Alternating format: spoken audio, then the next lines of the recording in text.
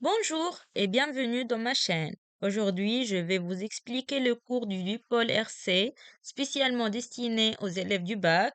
Je vais vous simplifier toutes les notions importantes pour que vous puissiez comprendre facilement et réussir vos exercices. Alors, restez avec moi. On va d'abord commencer avec la présentation de ce composant. Un condensateur est un composant électrique qui stocke de l'énergie sous forme de charge électrique. Dans la vie courante, on le compare souvent à une citerne qui peut être remplie ou vidée. Lorsqu'il se charge, il se remplit de charge. Lorsqu'il se décharge, il se vide.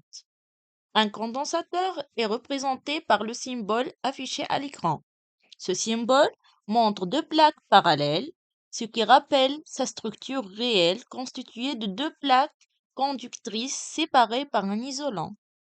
On retrouve les condensateurs dans plusieurs appareils du quotidien, comme les ordinateurs, les téléphones portables, les machines à laver, les chargeurs, les climatiseurs, etc., car ils jouent un rôle important dans le stockage d'énergie, le filtrage et la stabilisation des circuits électroniques.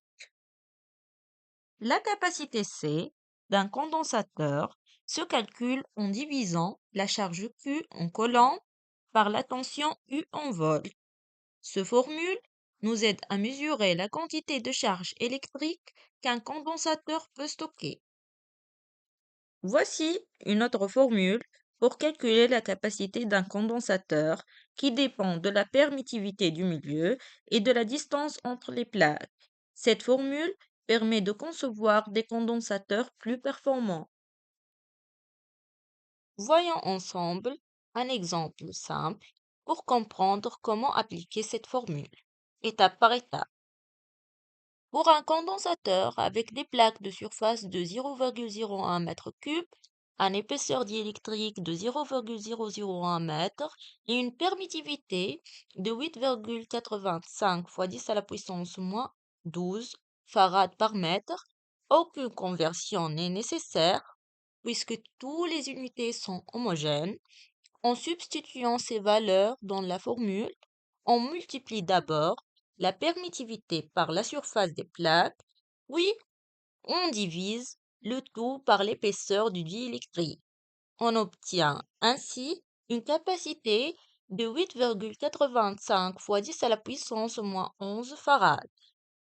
Toutes les étapes du calcul sont affichées à l'écran. Vous pouvez les suivre pas à pas. Maintenant, je vais vous expliquer comment les différents paramètres mentionnés dans la formule influencent la valeur de la capacité. Quant à la surface des plaques, on remarque que lorsque la surface des plaques augmente, la capacité augmente aussi. Et en augmentant la distance entre les plaques, la capacité diminue. On remarque également que l'utilisation des matériaux isolants avec une permittivité relative plus élevée augmente à son tour la capacité du condensateur. Chaque matériau utilisé comme diélectrique a une permittivité relative spécifique. Voici une liste avec les valeurs approximatives de permittivité relative pour quelques matériaux courants. On passe maintenant à une autre formule très importante dans notre cours. Comme vous le voyez à l'écran, l'énergie emmagasinée par un condensateur se calcule en multipliant la capacité C par la tension aux bornes à la puissance 2, puis en divisant le tout par 2. Cette énergie est donc proportionnelle à la capacité du condensateur et à la tension appliquée. Une formule très importante que vous devez retenir aussi, c'est celle-ci. Q égale à C fois U.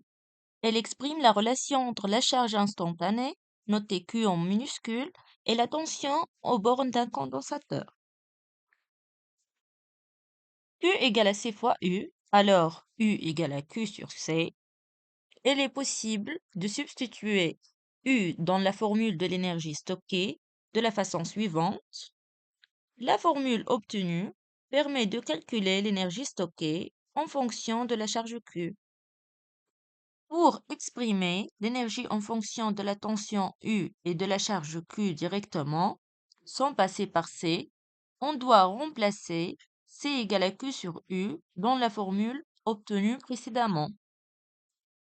Ainsi, vous disposez de trois formules équivalentes pour trouver l'énergie emmagasinée. Utilisez celle qui correspond le mieux aux données de votre exercice. On va maintenant aborder une autre notion très intéressante dans notre cours, la constante de temps.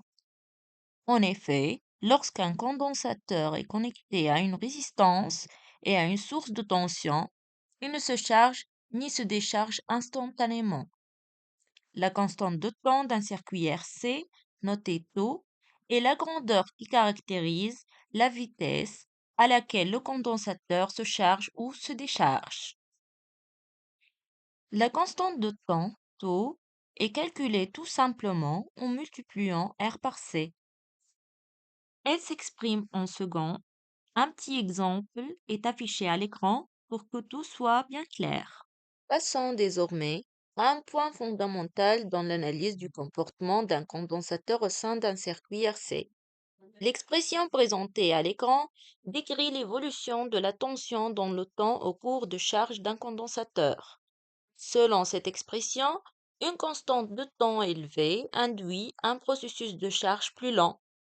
À l'inverse, une constante de temps faible accélère la dynamique de charge.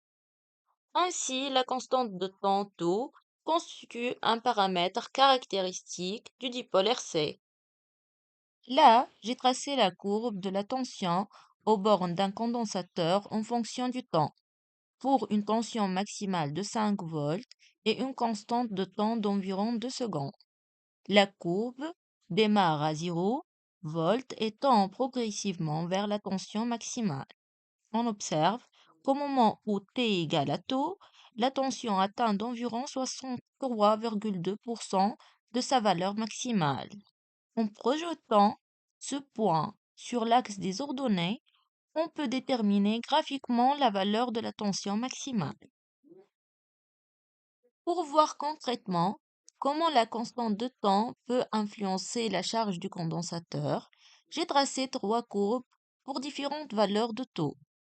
On remarque clairement que plus la constante de temps est petite, plus la tension atteint rapidement la valeur maximale.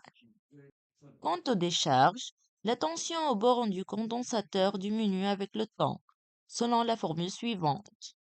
Une grande constante de temps ralentit la décharge, tandis qu'une petite constante de temps l'accélère. On remarque également que la tension ne tombe jamais à zéro. Lors de la décharge, la tension décroît de sa valeur initiale rapidement au début, puis de manière progressivement plus lente. Après un temps égal à la constante de temps, elle chute environ 36,8% de sa valeur initiale. Au-delà, la tension continue de diminuer et tend asymptotiquement vers zéro sans jamais l'atteindre strictement. En projetant ce point sur l'axe des ordonnées, on peut déterminer graphiquement la valeur de la tension initiale.